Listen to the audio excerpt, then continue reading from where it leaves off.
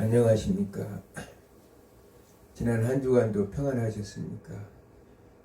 지난주에 유튜브가 갑자기 촬영 중에 중단돼 버렸어요. 마귀와 역사가 심했던가 봐요. 마지막 끝마무리를 못했는데, 지난 시간에도 얘기했지만 우리가 역사 지금까지 공부해 본 거 보면 터툴리안의 말대로, 터툴리안이 뭐라고 말씀하셨습니까? 교회의 나무는 세 가지 액체를 먹고 자라는데, 수고의 땀과 기도의 눈물과 순교의 피라. 그래서 그 교회는 순교의 피를 먹고 나무가 자라, 교회라는 나무는 자라서, 예수님이 요한복음 12장 23절 말씀처럼 하나리 미랄이 되셨고, 그 미랄이 스데반 순교를 통해서 이제 첫 번째 순교자로 스데반이 집사가 이제 순교를 하고, 그것을 지켜왔던 사도 바울, 이제 스데반의 순교를 당연하게 했던 사도 바울이 이제는 결국은 본인이 순교자가 되었어요. 본인이 순교자가 되어서 하나리 미랄이 되고, 그 이후에 많은 베드로와 많은 사도들이 순교의 피를 흘리고, 그러면서 변증과 속사도 교부 시대를 거쳐서 변증과 시대를 거쳐서 교부 시대에 이르기까지, 우리가 기독교가 공인되기 이기까지 수없는 많은 순교의 피를 흘려서, 이제 교회는 그 당시에 로마 인구의 한 10%가 차지할 정도로 엄청난 숫자로 성도들이 확장되었던 사실을 우리가 알 수 있습니다. 우리가 누른다고 되는 것은 아니라는 사실을. 근데 오늘 보면 그 10명의 10대 박해라고 있어요. 10명의 황자들이 그 기독교 신자들을 박해했는데, 그 중에 가장 악랄하게 박해했던 사람이 디오클레티아누스라는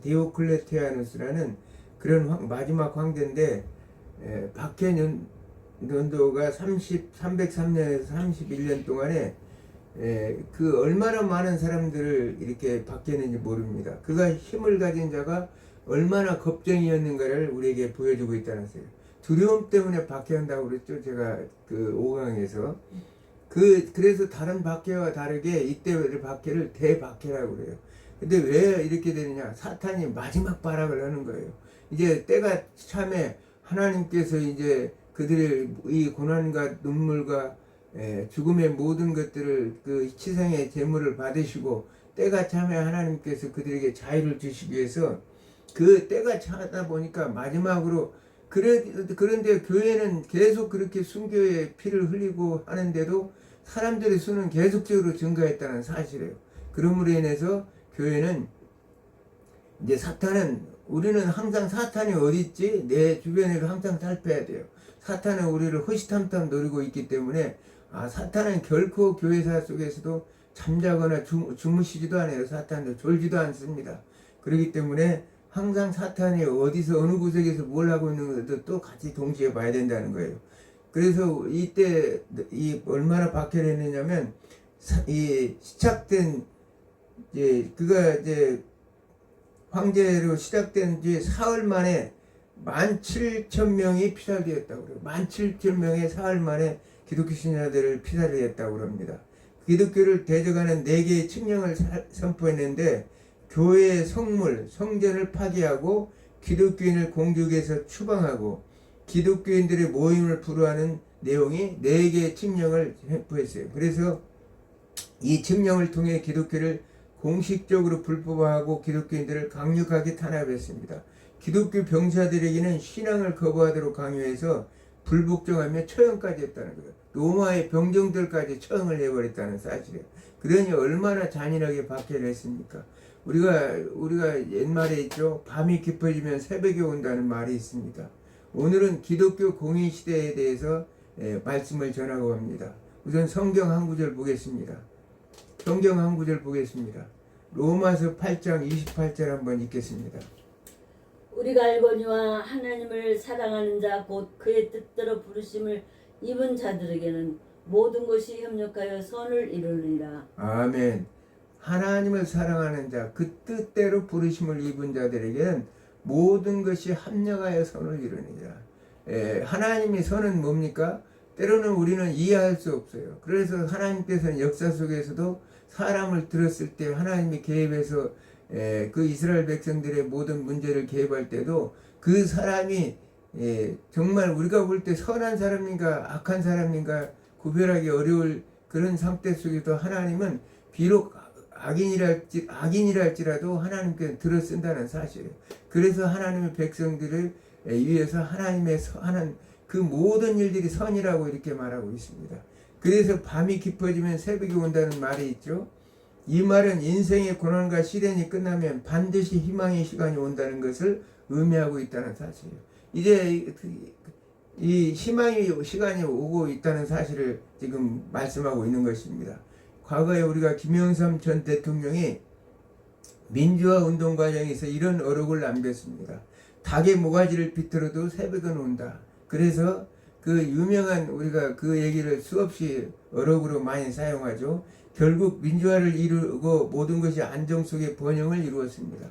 그러나 이 나라에 또 무서운 어둠의 세력이 장하고 있어요. 지금 대한민국은 아주 무서운 어둠의 세력들이 장하고 있습니다. 이 사탄 마귀의 그 역사라고 저는 생각합니다. 그렇기 때문에 언젠가는 이 땅에도 다시 민주화가 올 걸로 생각하고 희망을 가지고 살아나가야 된다는 사실입니다. 여러분들이 기도해야 돼요. 그래서 성경에서는 때가 있어요. 때. 우리가 보통 때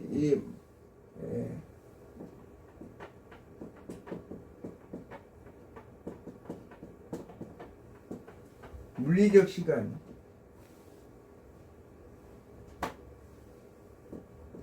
시간이 물리적 시간이라는 것은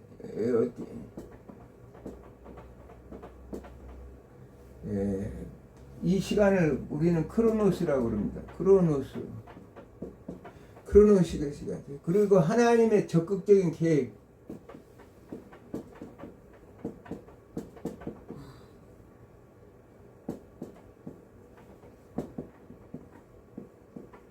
이거는 카이로스라고 그래요. 카이로스.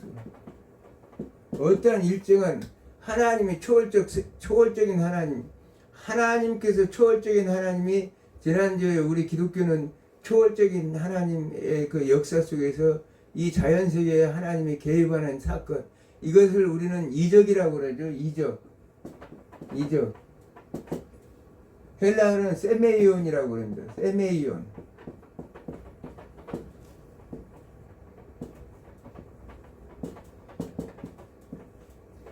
헬라어로는 세메이온이라는 단어를 써요. 우리가 적극적인 개입을 카이로스, 그 하나님의 카이로스의 그 때를 이적이라고 그래요. 세메이온이라고 합니다.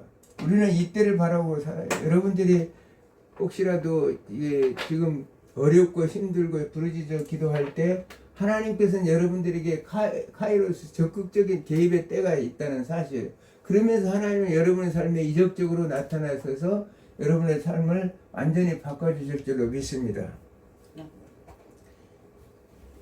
이처럼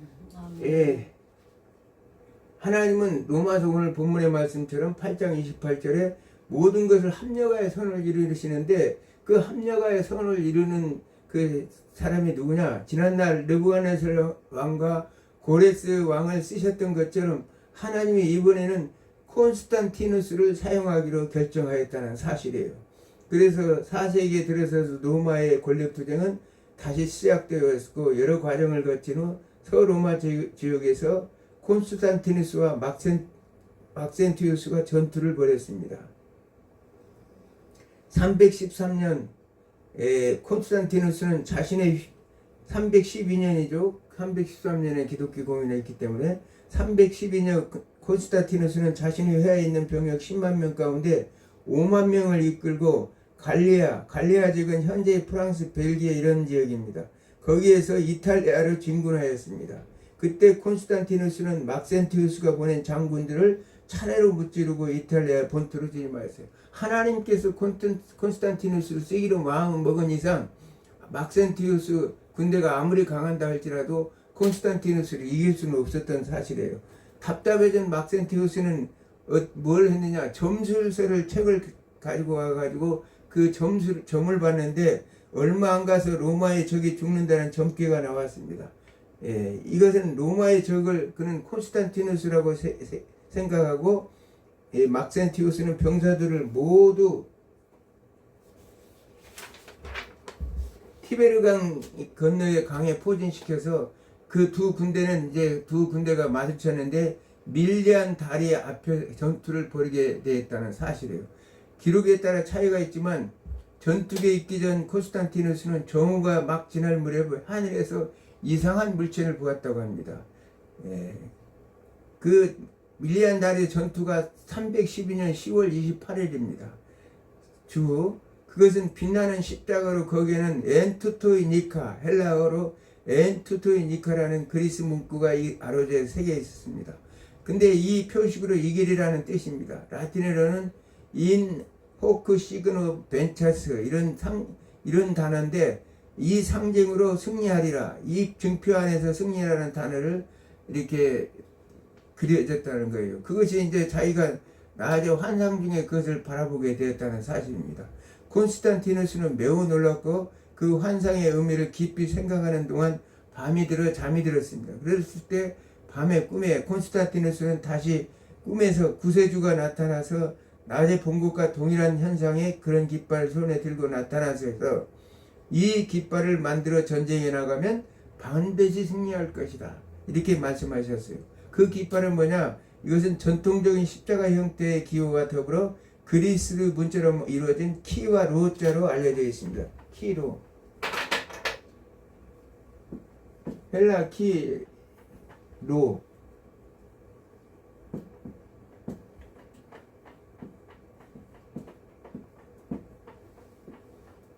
키로는 뭐 예수 그리스도의 크리스토스 예수 그리스도 크리스토스라는 예수님을 헬라어로는 크리스토스라고 그러죠. 근데 제일 앞자자 이 자가 키고 이 두 번째 자가 로예요. 헬라어 로. 그래서 이 예시 나타나는데 어떤 형태로 나타났냐? 십자가 형태, 이 경우는 십자가 형태죠. 십자가 형태에다가 로가 이렇게 해서 이 표시가 나타났다는 사실이에요. 이 표시가 나타나서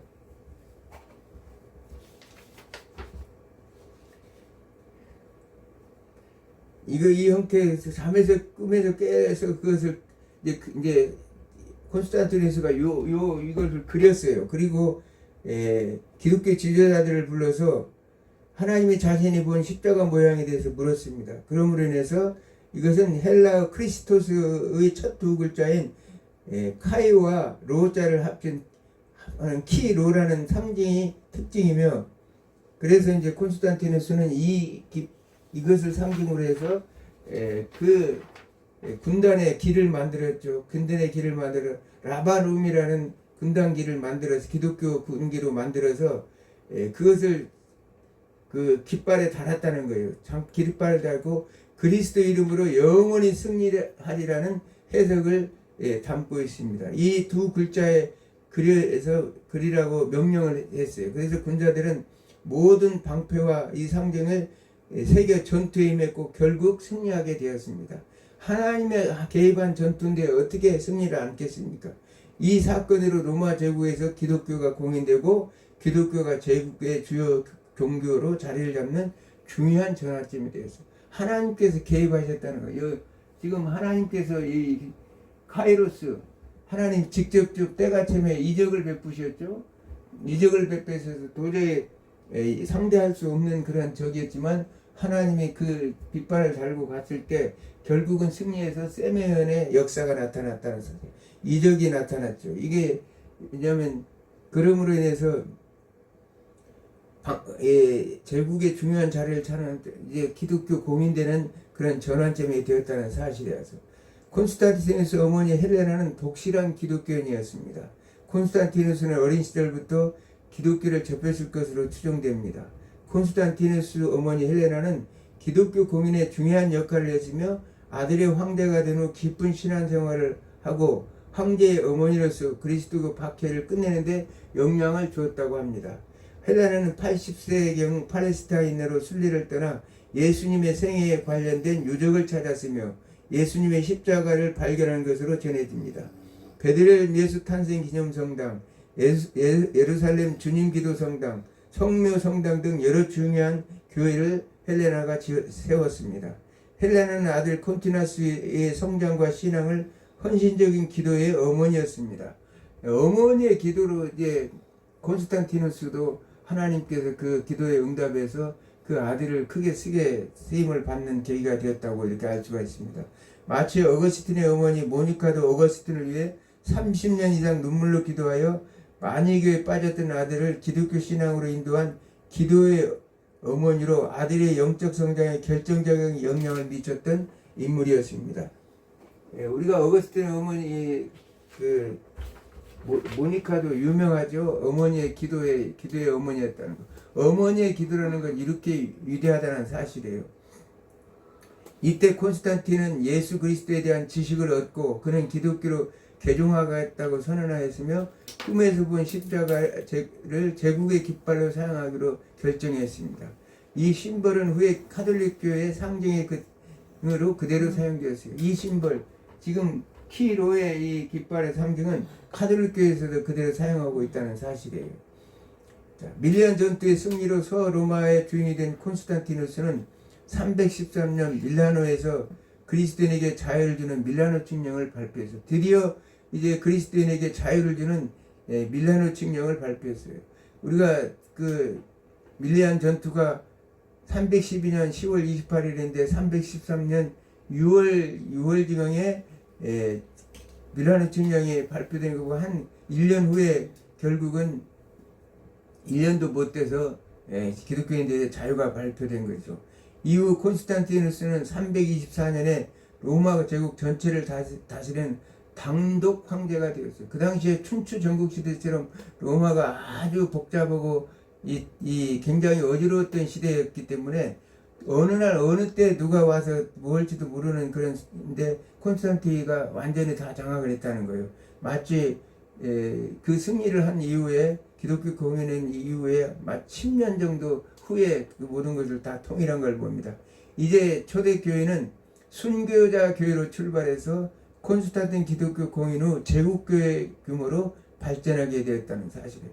우리가 제국교회, 이제 제국의 모든 말하자면 교회에서 인정받는 교회로 바뀌었다는 거예요. 그렇게 억압받고 탄압받고 목숨으로 피를 터뜨리라는 처럼 순교의 피를 흘렸던 교회가 이제는 그 순교의 피를 먹고 자라서 결국은 기독교 공인을 통해 세계에 예수님 말씀대로 전 세계에 복음을 증거할 수 있는 토대를 마련했다고 이렇게 말할 수가 있습니다.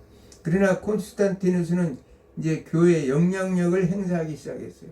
그가 이제 황제로서 교회에 이렇게 기독교 공인을 해주고 그가 이제 영향력을 행사하게 되었다는 사실. 콘스탄티누스가 밀라노 칙령을 통해 기독교를 공인하는 데는 정치적 목적이 있었다는 사실이. 그 뭐냐? 황제는 기독교를 이용해 4개로 분리된 로마 제국을 하나로 통합하고 됐어요. 기독교가 전 세계에 흩어져 로마 제국에 흩어져 있는 모든 기독교 신자들의 그 신앙의 정신을 통일해서 하나의 제국으로 통일을 이루고자 하는 그런 야망이 있었다는 사실이에요.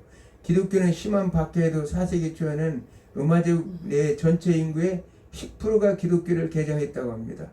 그 당시에 로마 제국 인구가 한 1억 정도 됐다고 그래요. 그러면 10%면 1,000만 명이고 또 한 6천 대략 6천에서 1억 정도로 보는데 6천만 명이라도 기독교 인구가 6천만입니다. 우리나라 5천만인데 우리 오늘날 기독교 인구가 10%도 안 된다고 그러죠. 개신교 인구는 10%도 안 된다고. 왜냐하면 너무나 많이 떨어졌어요. 옛날 과거에는 10% 700만이라는 얘기까지 들렸었는데 지금은 교회 성도들이 너무나 많이 떨어져서 5천만 명도 500만 명도 안 된다고 이렇게 얘기할 정도로 지금 교회 규모가 줄어들었습니다. 이 당시에 생각하면 엄청난 규모였죠. 10%면 대단한 겁니다. 세상을 바꿀 수 있는 세상을 바꿨어요. 이 기독교 신자들의 그 순교의 피가 세상을 바꿔버린 것입니다. 황제는 이런 기독교를 이용해 로마 제국의 사상을 하나로 모래했던 것입니다. 이 기독교를 통하여 그동안 흩어져 있던 분열되어 있던 이교도들을 다 합쳐서 기독교를 통해서 사상을 하나로 모으려고 했다는 사실이에요. 로마 제국에 흩어져 있는 모든 종교를 기독교로 통합하여 로마 제국 평화에 유지한다고 생각했어요. 기독교를 통합하여 기독교로 모든 이교도까지 다 통합해서 과거에 그 시대만 해도 모든 사람들이 다 종교 하나씩은 가지고 있었기 때문에 그런 이교도를 다 통합하면 기독교를 중심으로 통합하면 이 세계 평화에 유지하는데 로마 제국의 평화를 유지하는 데는 아무 문제가 없다고 생각했다는 거예요. 팍스 로마나의 시대를 이루고자 했다는 그것이 말하자면 콘스탄티누스의 생각이었다고 생각할 수 있습니다. 그가 보는 기독교는 구원을 약속하며 로마 말기 사회 혼란 속에서 많은 사람들에게 매력적인 종교였다고 생각했습니다. 그의 기독교는 유일신론적 신앙이고 형이상학적 교리가 당시 유행하였던 신플라톤주의 철학과 연결되어 철학적 이해를 돕고 수용을 용이하게 했다는 사실이에요. 그러므로 기독교인들은 충성심과 재정적 기여로 기독교인들은 11조 등으로 재정 기반이 탄탄했고 황제에게 충성하며 국가 재정이 기여할 수 있다는 잠재력 세력이었다는 사실이에요. 교회가 교회를 통해서 국가 재정도 튼튼히 세우고 교회를 장악해서 이제 그가 국가 재정도 튼튼히 하고 이 정치적인 목적으로 사회 안정도 시키려고 생각했다는 사실이에요. 박해받던 기독교를 공인함으로써 제국의 안정과 자신의 권력을 강화하려는 정치적 목적을 동시에 달성하려는 실용적인 결정이었다는 사실. 그가 한 일은 제국의 안정과 자신이 이제 자신의 정치적 목적, 권력을 강화하라는 정치적 목적을 동시에 가지고 있었다는 사실. 아주 실용적인 그런 정치가라고 생각할 수 있겠죠. 이러한 복합적인 배경 속에 콘스탄티누스는 기독교를 공인하고 후원함으로써 로마 제국의 재건과 안정을 꾀했으며 이는 기독교 역사에 있어 결정적인 전환점이 되었습니다. 자, 밀라노 칠령이 발표되기 전에 교회는 세상과 구별되어 있어요. 교회는 우리가 헌법에도 이제 헌법 20조 2항에 그렇게 나왔다고 그랬죠. 국가와 교회는 분리되어 있다. 그래서 국가는 교회를 간섭하지 못하고 교회는 국가를 간섭하지 못한다. 그러니까 초대교회 우리가 순교자 교회 시대는 하나님 나라 오로지 그 성도들의 마음속에는 하나님 나라만 있었지만 이 기독교가 공인된 이후에는 교회와 세상 권력이 말하자면 혼합되는 그런 체제로 바꾸어 나갔다는 사실이에요. 여기서부터 사탄의 괴계가 이제 하나씩 드러나기 시작하는데, 그러나 밀라노 칙령이 발표되면서 기독교는 콘스탄티누스의 호위 아래 세력을 점점 키워나갔습니다. 기독교인들은 빼앗겼던 시민권을 되찾고 몰수당했던 교회의 재산을 되찾고 돌려받은 재산으로 많은 예배당을 세웠습니다. 콘스탄티누스는 교회 감독들에게 큰 호의를 베풀었고 궁으로 초대하기도 했습니다. 콘스탄티누스는 교회를 훈하면서 한표로 교회 문제의 최고 권위를 가진 자로 자처했어요. 교회를 후원하면서 자기가 교회의 최고 권위자라고 생각했다는 사실이에요. 그는 신앙이나 교리 문제 해결에도 직접 간섭하기도 했었습니다. 그는 종교회의 공의회를 소집하고 주재하였으며 이 회의의 결정을 거부하는 이단자들에게는 군사력을 동원해서 처단했다니. 종교회의 같은 이런 모든 것들을 직접 황제가 개입했어요. 과거에 우리가 우시아 왕일 때 제사장이 제사드려야 될 것을 그 우시아 왕이 대신 제사를 드리면서 문둥병에 걸려 죽었던 걸 우리가 알 수 있습니다. 이렇게 하나님께서 맡겨진 교회의 세속 권세와 교회는 분명히 분리되어 있는데 세속 권세가 교회를 위협하는, 그래서 이때부터 황제 교황주의가 우리가 생겨났다고 생각할 수 있습니다.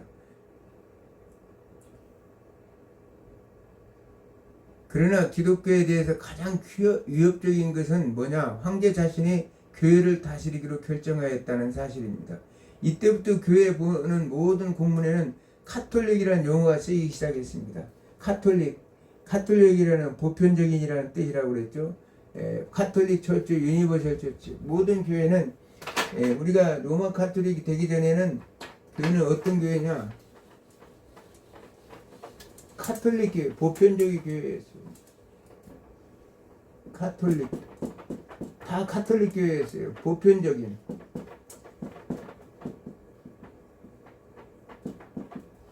보편적인 교회였는데 이 주장을 누가 했어요? 우리가 순교자 이그나티우스가 보편적 교회를 최초로 주장한 사람이죠. 보편적 교회라는 용어를 이그나티가 지난번에 강의할 때 했는데 그 이그나티우스 그래서 가톨릭에서는 이그나티우스를 성인으로 추대하고 있습니다. 자, 보편적인 그래서 안디옥 교회나 이그나티우스가 순교했던 안디옥 교회나 서문학 교회나 모든 교회는 다 같은 보편적 교회였다는 거예요. 유니버설 처치였어요. 오늘날 현대 교회도 마찬가지입니다. 요한계시록 제가 여러 번 얘기했지만 요한계시록 7교회도 유니버설 처치라고 그랬죠. 보편교회예요. 따라서 그 교회 하나하나가 이름은 다 다르지만 실질적인 그 내용이 담고 있는 것은 진리의 교회로서 보편적 교회에서 하나의 교회라는 사실을 주님은 말씀하셨다는 사실. 그런데 문제는 뭐냐? 여기에서 이제 콘스탄틴이 모든 교회 공문을 카톨릭 교회라는 이름을 써서 카톨릭 교회라는 카톨릭 처치라는 이름을 써서 공문을 보내는데 로마 카톨릭은 여기다가 뭐 어떻게 했냐면 잘못된 것이 뭐냐면 로마라는 자를 앞에다 집어넣었다는 거예요. 여기서부터 이제 문제가 시작이 되는 거죠. 로마라는 자를 집어넣으면서 이 얘기는 뭐냐면 로마가 이제 모든 교회의 우두머리라는 것을 보여주기 위해서 이렇게 썼다고 우리가 생각할 수 있습니다. 문제는 이 로마예요. 로마자를 쓴으로 인해서 아니 보편적인 교회인데 왜 로마자를 넣어서 로마의 보편교회 이렇게 해느냐 로마 카톨릭이라고 했느냐 이거예요. 그냥 어느 교회나 다 보편적인 카톨릭 교회인데 그렇게 하면서 콘스탄틴 자신의 위치를 교회의 머리로 더욱 분명하게 드러냈습니다. 교회 감독들이 있었지만 그는 자신을 감독 중에 감독이라고 해서 황제 교양주의 시작이 된 거예요. 그러면서 그는 동시에 자기 아버지가 믿었던 페르시아의 태양신 미트라를 섬겼어요. 태양신 미트라를 섬겼다는 거예요. 교회 기독교를 믿는다고 하면서도 실질적으로는 태양신을 믿었어요. 기독교를 공인한 후에도 그가 발행한 화폐는 미트라 신의 초상을 조각하고 무적의 태양 나의 보호자라고 써놓았습니다. 예수 그리스도에 의해서 그가 전투에서 승리했으면서도 그는 그 태양신에 의해서 이제 태양신이 자신의 보호자라고 했다는 사실. 그의 영향으로 태양신 미트라 신앙의 의식이 제도 관습 교리 등이 초기 기독교의 대부분이 수용되었다는 사실에 문제가 이제 커진 게 뭐냐면 오늘날 태양신 숭배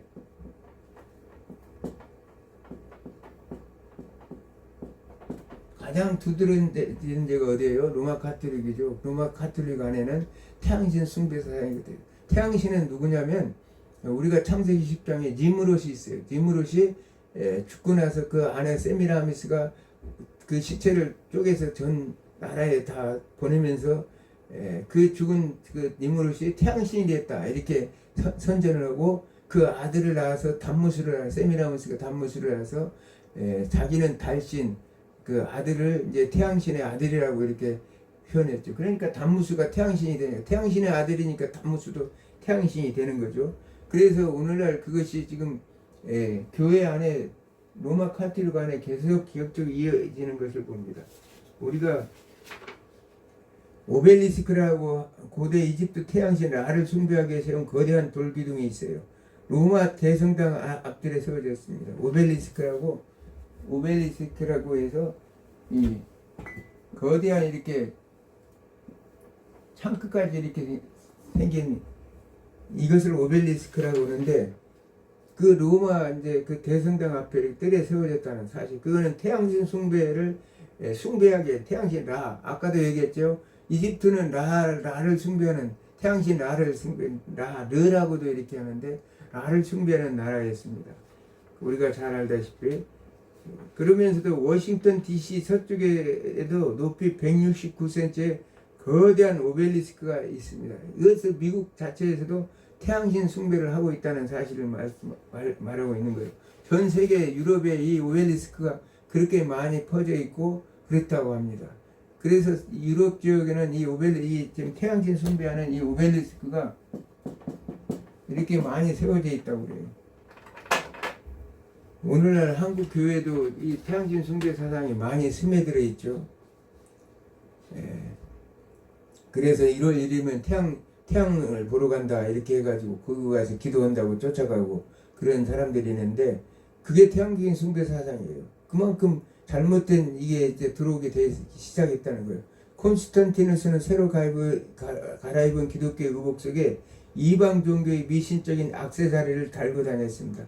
그의 기독교는 혼합 종교였다는 거예요. 이제 콘스탄틴이 태양신을 숭배하면서 기독교는 어떤 게 순수한 복음의 교회라기보다는 그냥 이 혼합교회가 돼서 오늘날도 지금 종교 혼합주의로 나가려고 하는 그런 사상이 아주 지금 세계적으로 지금 퍼지고 있는데 우리 한국교회도 종교 일치 운동이라고 그래서 WCC, WA 이런 것에 현혹되어 있죠.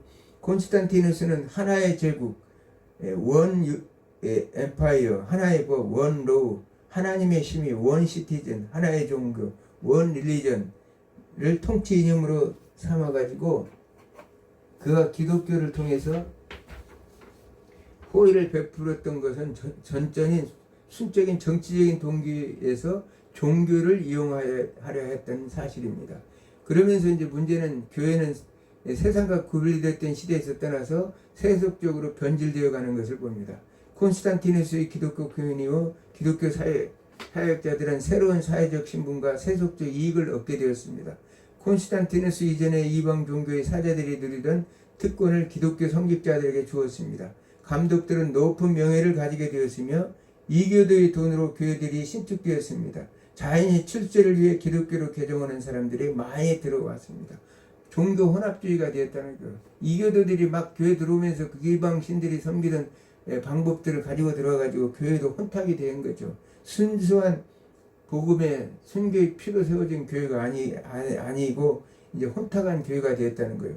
콘스탄티누스는 교회를 면세를 했고 십자가형을 금지시켰으며 검투 제도를 폐지했습니다. 그 당시 사람들이 가졌던 잘못된 교리 중 하나가 세례를 받음으로써 죄를 사함을 받는다고 생각했어요. 세례는 예수 그리스도를 믿음으로 죄를 씻고 새 생명으로 거듭나 하나님의 자녀가 되었음을 선포하고 교회 공동체 안에 일원이 되었다는 것을 주기 위한 중요한 그 관례였습니다. 그런데도 예식인데 세례는 그 예수 그리스도를 믿고 세례를 받. 근데 세례를 받으면 모든 것들이 다 죄를 씻고 이제 구원을 받았다고 우리가 생각했다는 거예요. 예수 그리스도를 믿고 믿음으로 그가 새 생명으로 거듭나야 되는데 그냥 그 세례만 받으면 다 끝났다고 생각해서 콘스탄티누스는 이제 임종을 앞두고 있어요. 그래서 교회 감독을 자신의 궁으로 불러들여 당시 미디아 감독이었던 유세부스라는 인물을 불러다가 그의 신앙 고백을 듣고 세례를 주었습니다. 그는 하나님께서 자기를 살려주시면 집회에 나가겠다고 고백하고 다시는 자주색 황제복을 입지 않고 개종하는 자의 입을 입겠다고 약속했으나 그는 AD 337년에 세례를 받은 후에 죽었다는 거예요. 그가 이제 그렇게 해서 새 생명으로 거듭나 살아보지도 못하고 바로 죽었다는 거예요. 그 죽을 때 나이가 65세였습니다. 그러니까 일찍 죽은 거예요.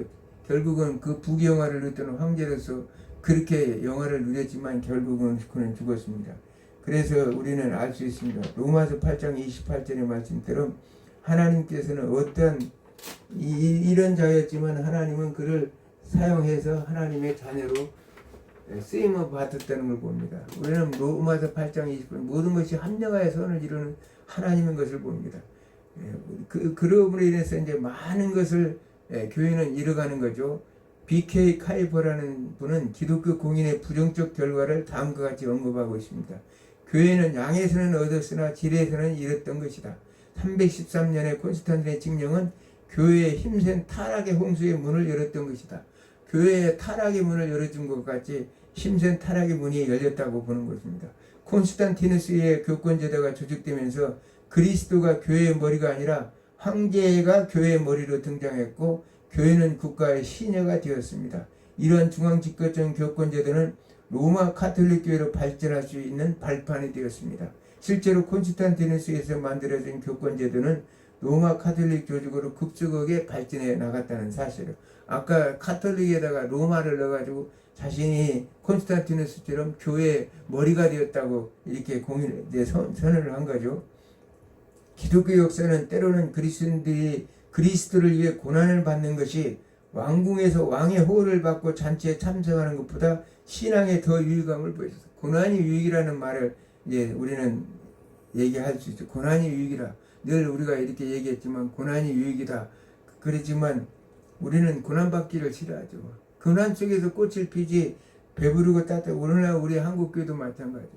지난날 고난받던 그 시절에서 벗어나서 지금 부와 명예, 권력을 소유한 자들이 많습니다. 물론 목사님들이 부와 권력과 명예를 소유하다 보니까 변질되어 가는 사실을 볼 때 너무나 안타깝습니다. 예, 우리는 말씀을 마무리합니다. 여러분들이 이제 힘들고 어렵고 고난받는 사람들이 있습니까? 하나님께서는 여러분들이 부르짖어 기도하고 눈물로 기도할 때 하나님께서는 여러분들의 기도를 들어서 이 카이로스의 결정적인 때 세미오는 역사를 이룰 줄로 믿습니다. 우리는 저도 이렇게 기도하고 있습니다. 이 어려움과 힘든 고난 속에서 하나님 제발 개입하여 주시고 이 교회에 개입하시고 여러분들의 삶에 하나님이 개입하셔서 여러분의 삶이 복음으로 더 변질되지 아니하고 순수한 그 믿음을 지켜서 하나님께서 여러분의 삶이 복된 삶으로 하나님께 역사하시기를 주님으로 축원합니다. 기도합니다.